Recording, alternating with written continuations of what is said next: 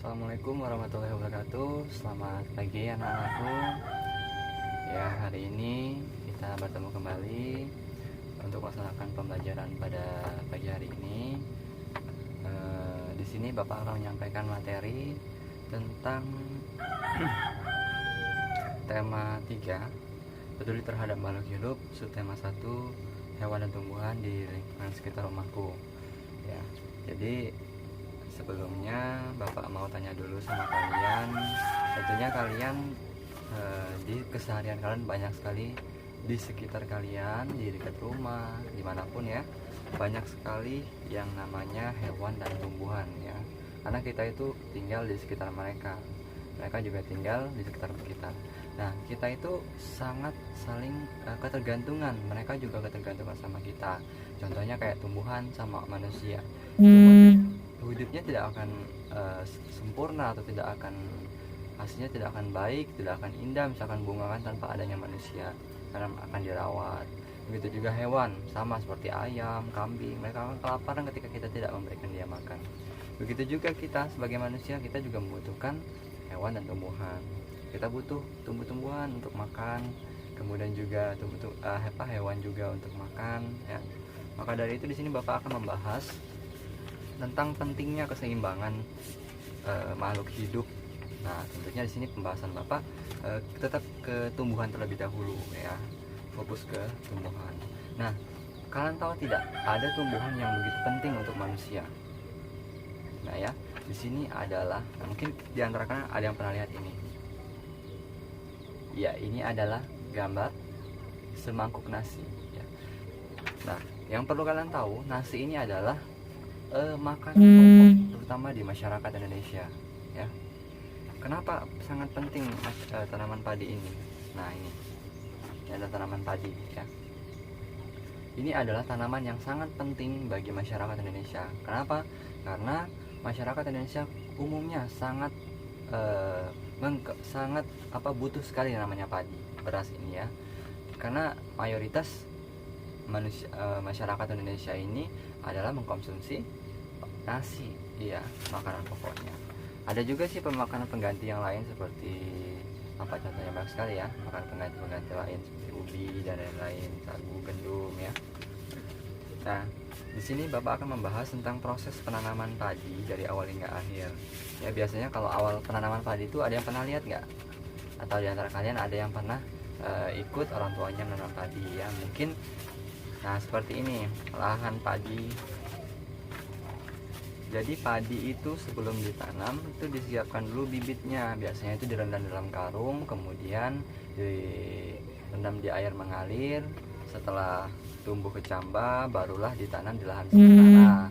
Nah, setelah panjangnya segini, tingginya segini, maka tanaman padi tersebut baru dipindahkan untuk ditanam ulang ke lahan persawahan yang selanjutnya. Nah, seperti ini udah disusun rapi, udah dibagi, udah jarang-jarang, nggak kayak yang tadi ya, karena tadi masih ngumpul, masih di lahan sementara. Nah, sekarang udah di lahan persawahan.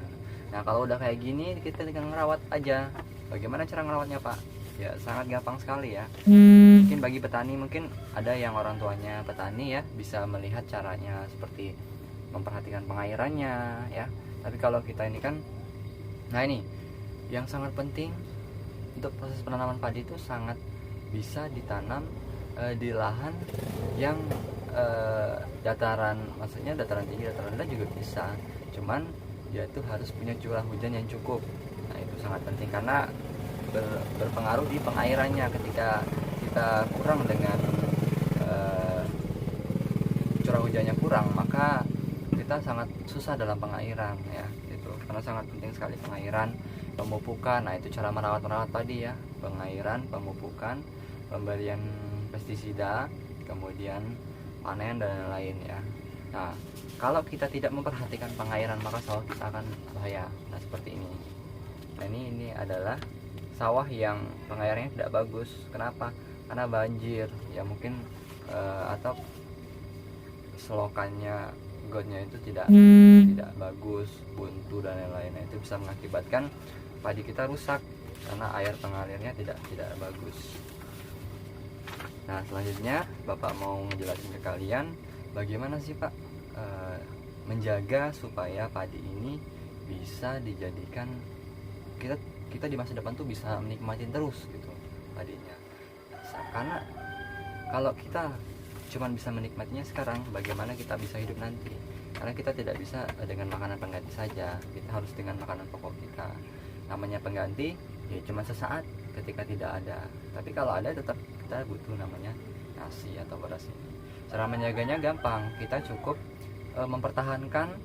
Yang pertama, mempertahankan bibit supaya bibit itu menjadi bibit unggul dan bisa dinikmati terus menerus. Jadi panen sekarang jadikan bibit, karena bibit itu ya dari hasil panen. Ketika hasil panennya baik, maka bibitnya juga akan baik, ya seperti itu. Nah, selain itu kita juga tetap menjaga lahan persawahan ini tetap jadi lahan persawahan.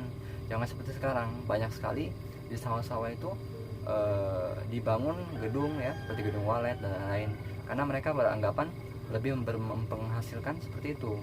Karena kalau dilihat di zaman sekarang itu banyak sekali masyarakat tuh yang tidak begitu tertarik dengan pertanian, padahal kita sangat butuh yang namanya bertani, karena kita juga kan butuh makan, namanya kan nasi gitu kan.